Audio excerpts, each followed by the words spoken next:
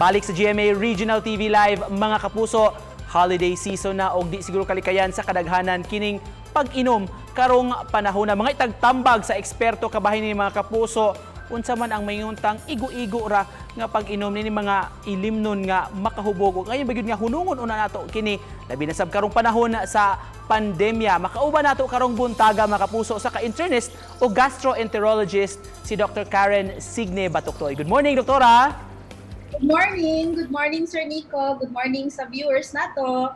Daghan kay salamat, Dok, sa pag-uban kanamo karong buntaga, Dok. Holidays namang gyud, Dok, murag di kalikayan ang uban muinom karong panahon na mupahuway siguro.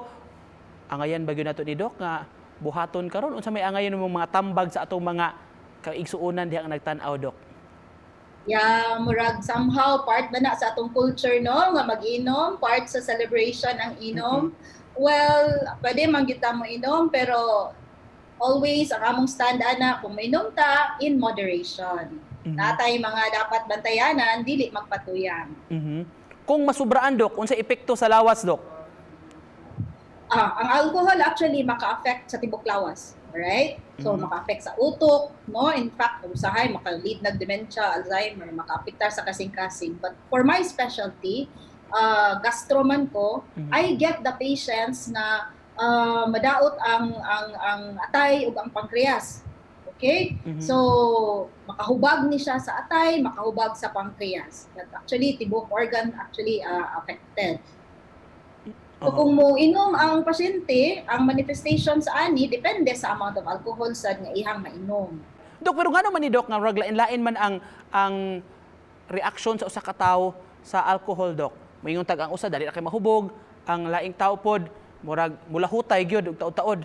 Ang pinaka cause gid ana is genetics, no? So naatay mga gitawag og fast metabolizers, nasay mga slow metabolizers. Aside from genetics, apil sa environmental. So bata pa nakikita na siya nga ang iyang mga magigsuon, papa, mama kusog mo inom. So the body also develops tolerance na through time, initially hinay-hinay, later matolerate sa lawas, so di na maigo og duha-tulo lang ka botilya, mag-anam ka daghan ang mainom, makatolerate siya og daghan. So, apilsad na siya.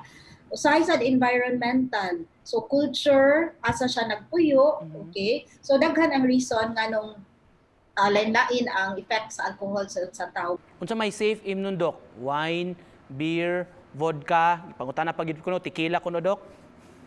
Part sa reason di ay nganong na differences sa tolerance is ang sex, no? Lahi sa babae, lahi sa lalaki. So ang allowable nga alcohol intake in one day for males is 40 grams. Okay. For females, it's only 20 grams. 14 grams ang isa ka bottle. So pila man ka mo? Tulo. So tulo ka botilya. Meaning, at one time, tulo ra ka botilya ang pwede mainom sa lalaki nga beer. Sa babae, 20 grams naman, usag tunga. In one occasion, in one session, tulo ra ka wine glass for males, pero wine glass na dili puno ha, 150 ml or 1.5 for female.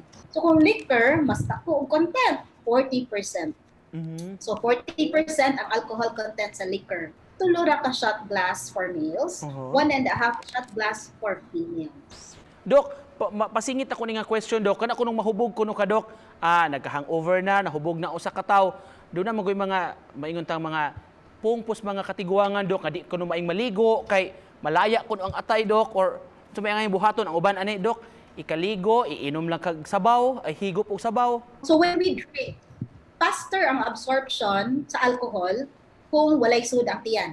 So kung walay carbohydrates, walay fast, mas dali ma-absorb, mas dali mahubog. Ang kaligo actually walay labo. Okay. Whether maligo or dili ang pasyente, kung dili mo undang og inom, mulaya gyud na ang atay. Okay. So ang effect sa alcohol on the liver is actually two types. Natay gitawag og acute, kung masubraan gyud og at that time mohubag ang atay, gitawag ni nato alcoholic hepatitis. So actually ang hepatitis dili lang hepatitis B, hepatitis C ha, naatay alcoholic hepatitis. Ang mas common is kanang gitawag nato alcoholic liver disease. Sa dinugay-dugay nga ininom. Okay, kay wa may bation lagi, patuyang lagi non. In 10 to 15 years, madaya na ang atay, o kuyos, mahimo na siyang alcoholic liver disease, maabot na siya kanang gitawag og cirrhosis wherein nikuyos na ang atay. Dok, karon nga nagsingabot ang Pasko, Dok, di kalikayan doon na siya yung mga panagtapok bisag wala kay nag-encourage karong panahon na sa COVID nya kaning mga tagay-tagay session, Dok, nga magsaw pag yun sa kabaso. Yes, that is a definite no-no. Palihog, muhangyo ko, no? Sige, kung ginahan kita mag-inom, magtapok-tapok tungod kay Pasko lagi, ang recommended is walay tagay, walay sharing, bring your own. Bring your own baso, bring your own botilya, okay? Unya, dili na ibalhin-balhin. Kaya aside from hepatitis A, no, mo man sad na ang reason nga nang mag-spread ang hepatitis A kay mag-share. Hasta sad si Mr. COVID, mo share sa siyang akil. Doktora, magpasalamat mig dako sa oras kay gayunan ug sa mong pagtulun-an, Dok, nga magihatag kanamo karong buntaga. Thank you for joining us, Dr. Karen Signe Batoktoy. Salamat, Dok. So, thank you for inviting me also. Merry Christmas! Merry Christmas, Dok. Salamat.